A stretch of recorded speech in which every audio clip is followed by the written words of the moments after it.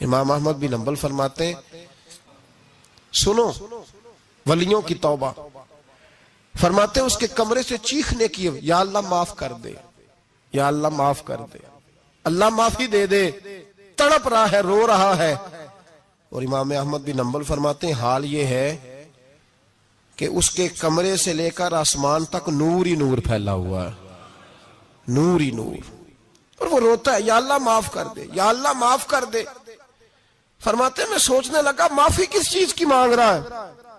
فرماتے ہیں وہ خود ہی بولا، اور معافی دیکھو بھائی، توبہ دیکھو اللہ والوں کی، کہنے لگا اے اللہ میں تیرا بندہ ہوں، تو نے زندگی دی، نعمت دی، آنکھیں دی، کان دیے، سانسیں چلائیں، بغیر مانگے سارا کچھ دیا، چاہیے تو یہ تھا کہ میں دن رات تیری بارگاہ میں جھکا رہتا، پر مجھے معاف کر دے۔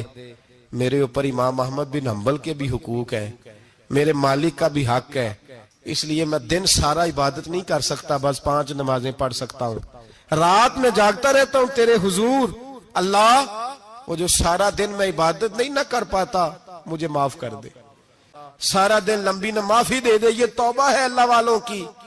امام احمد بن حنبل فرماتے ہیں فجر کے وقت وہ میرے ساتھ مسجد گیا، میں نے اس کا چہرہ دیکھا، میں اس کو کونے میں لے گیا، میں نے کہا جا تو اللہ کی رضا کے لیے آزاد ہے، جا میں اپنے حق معاف کرتا ہوں، مکان تیرے پاس رہے گا، کھانا تجھے ملے گا، تو آزاد ہے۔ اس نے کہا حضور ہوا کیا؟ فرماتے ہیں جب میں نے کہا نا تو آزاد ہے تو کہنے لگا حضور کیا ہوا؟ فرمانے لگے رات میں نے تیری توبہ دیکھ لی ہے، توبہ دیکھ لی۔ امام صاحب فرماتے ہیں وہ پھر تڑپ کے رویا، سجدے میں سر رکھا، تو نے یہ کیا عجب کیا، مجھ کو بھی فاش کر دیا، میں ہی تو ایک راز تھا سینہ کائنات میں، میں سراپا مخزن راز تھا، میں رہا تھا مدتوں راز میں، یہ تیرا شوق کے دید کشاں کشاں مجھے بھی کھینچ لایا مجاز میں، اے اللہ پردہ ہی کھول دیا ہے تو نے، یہ عبادتیں، یہ توبہ، یہ ریاضتیں، یہ تیرا میرا راز تھا، اللہ تو نے پردے ہی کھول دیے، مہربانی کر مجھے پردہ پوشی عطا فرما، اللہ معاف کر دے، مجھے پردہ پوشی عطا کر۔ حضرت امام احمد بن حنبل فرماتے ہیں سجدے میں اس نے بلند آواز سے اللہ اکبر کہا، پھر وہ گرا، اس کی روح پرواز کر گئی، پرواز کر گئی، چلا گیا، رخصت ہو گیا۔ یہ عاشق کا جنازہ ہے، ذرا دھوم سے نکلے، محبوب کی گلیوں سے ذرا گھوم کے نکلے، سارا دن عبادت کر کے پھر بھی کہتے اللہ بخش دے۔ وہ نیکوکار ہونے کے باوجود توبہ کرتے ہیں، یہاں گناہگار ڈٹے ہوئے، ڈٹ گئے۔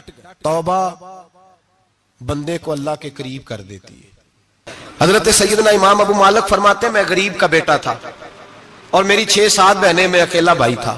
آپ فرماتے ہیں میرے ابا جی فوت ہو گئے، میری امی پکڑ کے مجھے ایک دھوبی کی دکان پہ لے گئی، کہنے لگی اسے کپڑے دھونے کا طریقہ بتا دے، سلیقہ سمجھا دے، یہ بھی ایک چھوٹی سی لانڈری کی دکان کھول لے گا، میری بیٹیوں کا پیٹ پالے گا۔ دھوبی کہنے لگا ٹھیک ہے، میں 2-3 درہم بھی دوں گا مہینے کے، اور جب کام سیکھ جائے گا تو تنخواہ بڑھ جائے گا۔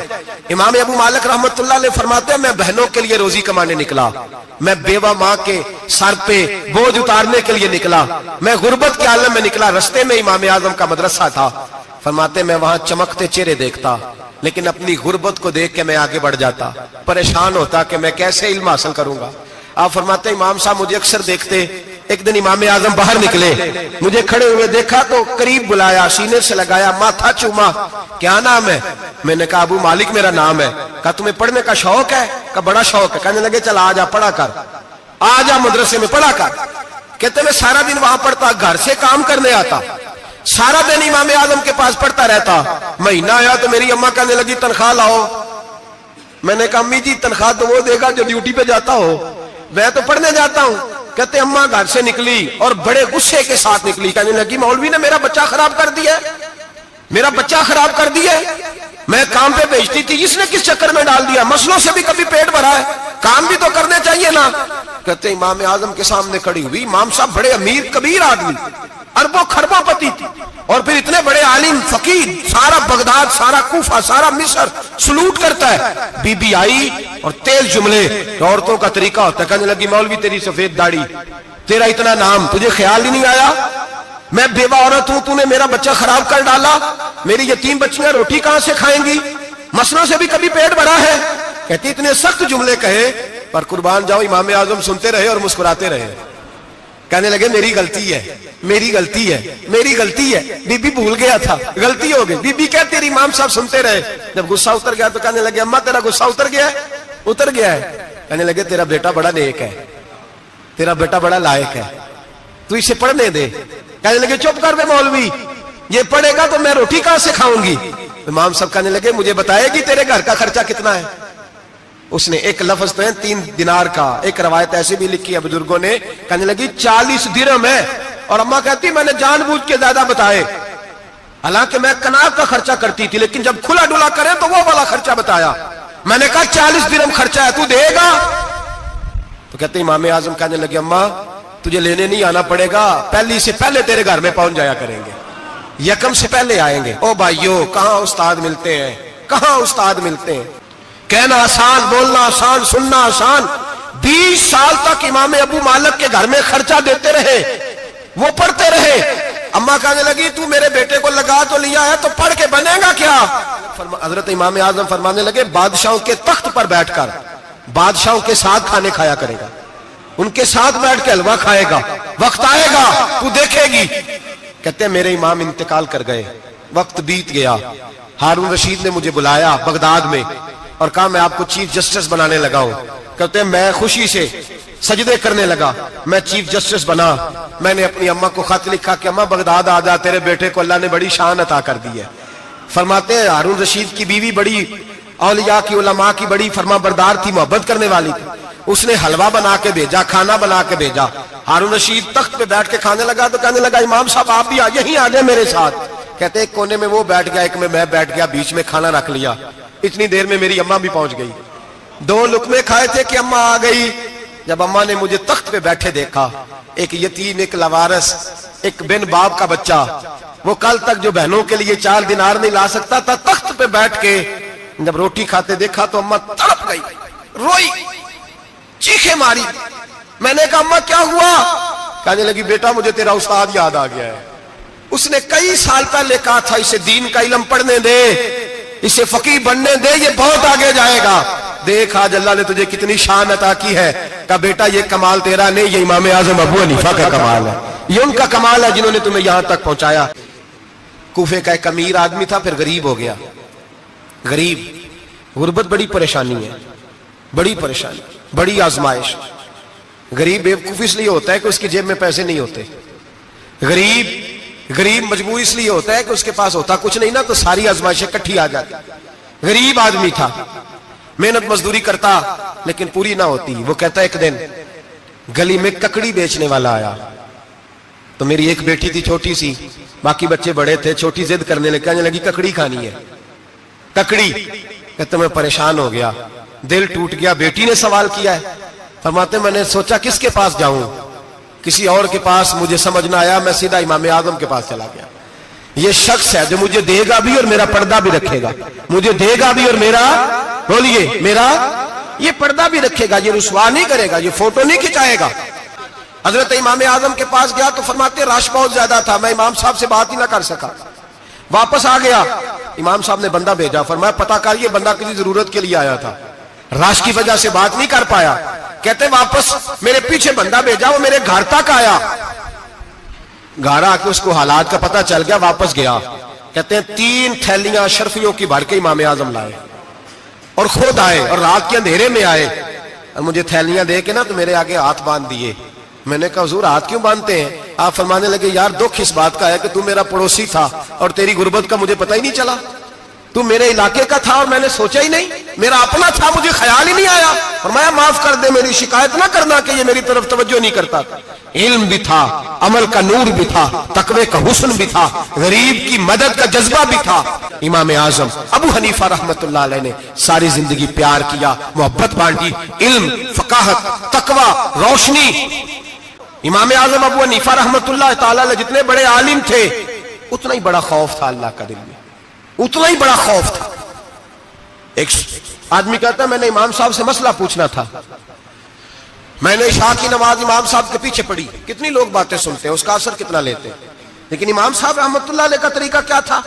کہتے میں نے امام صاحب کے ساتھ نماز پڑھی مسجد میں، تو قاری صاحب نے قرآن پڑھا، اذا زلزلت الارض زلزالہا واخرجت الارض اثقالہا، فرماتے ہیں آخری دو آیتیں پڑھی، فمن یعمل مثقال ذرۃ خیرا یرہ ومن یعمل مثقال ذرۃ شرا یرہ۔ اللہ فرماتے ہیں میں قیامت کے دن تیرے ذرے ذرے کا حساب کروں گا، ذرہ برابر نیکی ہوئی تو تیرے سامنے آئے گی، ذرہ برابر گناہ ہوا تو تیرے کس کے برابر؟ جی وہ کتنا ہوتا ہے؟ ریت کا ایک ذرہ، اس کے برابر بھی گناہ ہوا تو تیرے سامنے، یہ اللہ کہہ دیا ہے، تو ایسا انشاءاللہ ہو کے رہے گا۔ اللہ ایک دفعہ دکھائے گا، دعا فرمائے اللہ ہمیں معافی عطا فرمائے، اللہ ہم سے درگزر فرمائے، اللہ ہمیں بخشے ہوئوں میں شامل فرمائے۔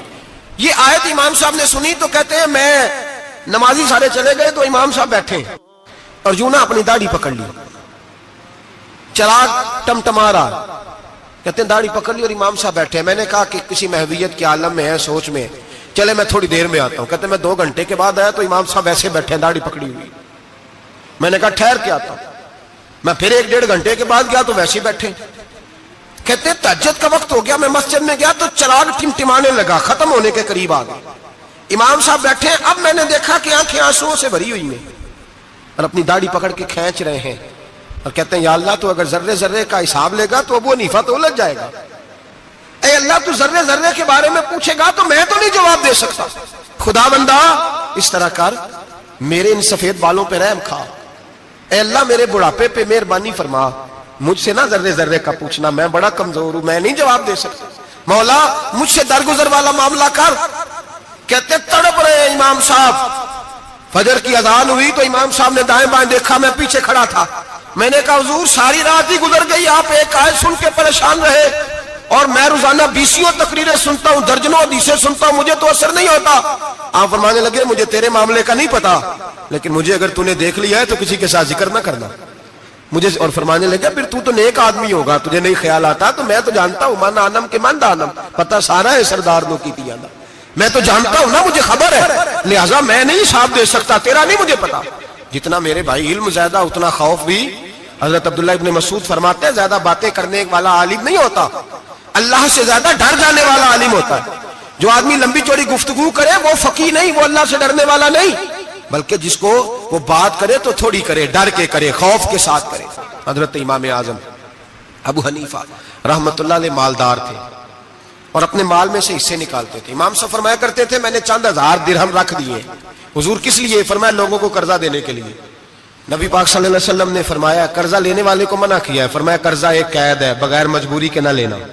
اب لینے والے بھی احتیاط نہیں کرتے، فٹافٹ قرضے کے پیچھے بھاگتے، بڑی مجبوری ہو تو قرضہ لیں، فرمایا مقروض قیدی ہوتا ہے، قرضہ لینے سے بچو۔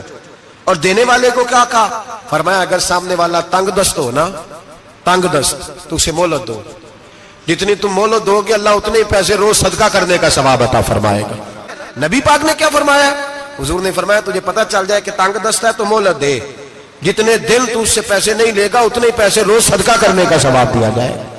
مجبور ہے اسے مہلت دینی۔ امام صاحب کہتے ہیں میں نے کچھ پیسے رکھے ہوئے تھے، پس منظر یہ تھا کہ غریب لوگ آتے ہیں تو میں ان کی مدد کروں گا۔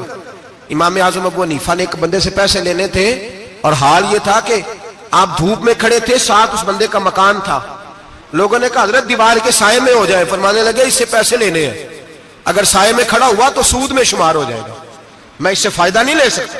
ایک بندے سے قرضہ لینا تھا، وہ آپ کو دیکھ کے گلی اور دوسری گلی میں چلا گیا، راستہ بدل گیا اور چھپ گیا۔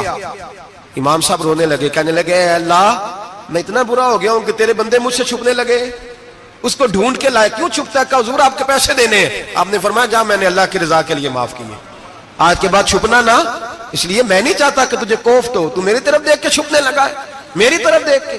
امام اعظم ابو حنیفہ رحمت اللہ تعالیٰ علیہ لوگوں کو سہولت دیتے، آسانی دیتے، پیار کرتے، محبت کرتے۔